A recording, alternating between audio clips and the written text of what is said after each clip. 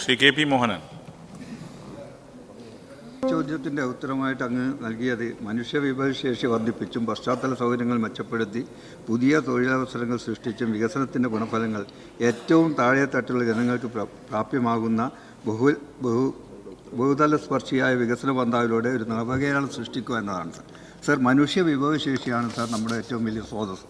ഇന്ന് കേരളത്തിൻ്റെ വലിയ സാമ്പത്തിക സ്രോതസ്സായിട്ടുള്ള അത് വിദേശത്തേക്ക് കയറ്റി അയക്കപ്പെടുകയാണ് സാർ.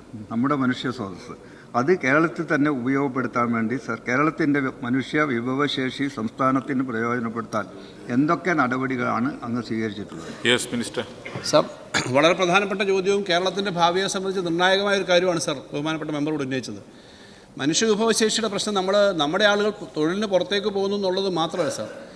കഴിഞ്ഞ ദിവസങ്ങളിൽ ഇവിടെ വന്ന കണക്ക് പോലെ നമ്മുടെ ബഹുമാനപ്പെട്ട പൊതുവിദ്യാഭ്യാസ വകുപ്പ് മന്ത്രി 1ാം ക്ലാസ്സിൽ ചേർന്ന കുട്ടികളുടെ കണക്ക് പറഞ്ഞപ്പോൾ 2,98,000 പേരെ ഒരു വർഷം ചേരുന്നുള്ളൂ, അൺഎയ്ഡഡ് ഉൾപ്പെടെ എന്ന് പറഞ്ഞപ്പോൾ കേരളത്തിൻ്റെ ജനസംഖ്യയിലുണ്ടായ ഒരു കുറവ് വ്യക്തമാണ്. കാരണം നേരത്തെ 6 ലക്ഷം പേര് ചേർന്നോട്ടിരുന്നതാണ്. വികസിത രാജ്യങ്ങളിലെല്ലാം ജനസംഖ്യ കുറവ് വരും. ഇതിൻ്റെ ഫലമായിട്ടുണ്ടാവുന്നത് കേരളത്തിൽ ആവശ്യത്തിന് ആളുകൾ ഉണ്ടാവില്ല. അപ്പോൾ നമ്മുടെ ചെറുപ്പക്കാർ വിദേശത്തേക്ക് നേരത്തെ പഠിക്കാൻ പോകുന്നു എന്നൊക്കെ പറഞ്ഞ് നമ്മളിവിടെ തന്നെ ചർച്ച ചെയ്തിട്ടുണ്ട്. പഠിക്കാൻ വേണ്ടി മാത്രമല്ല പോകുന്നത്, തൊഴിലിനും കൂടി പോകുന്നു. ഈ തൊഴിലിന് അവിടെ വളരെ ചീപ്പ് ലേബറും അല്ലെങ്കിൽ ചിലവ് കുറഞ്ഞ ആളുകളെ കിട്ടാൻ വേണ്ടി വിദേശ രാജ്യങ്ങൾ, പ്രത്യേകിച്ചും യൂറോപ്പ്, കാനഡ, ഓസ്ട്രേലിയ, അമേരിക്ക തുടങ്ങിയ രാജ്യങ്ങൾക്ക് ആളുകളെ ആവശ്യമുണ്ട്. വളരെ ചിലവ് കുറഞ്ഞ എംപ്ലോയ്മെൻറ്റിന് ആളെ കിട്ടും.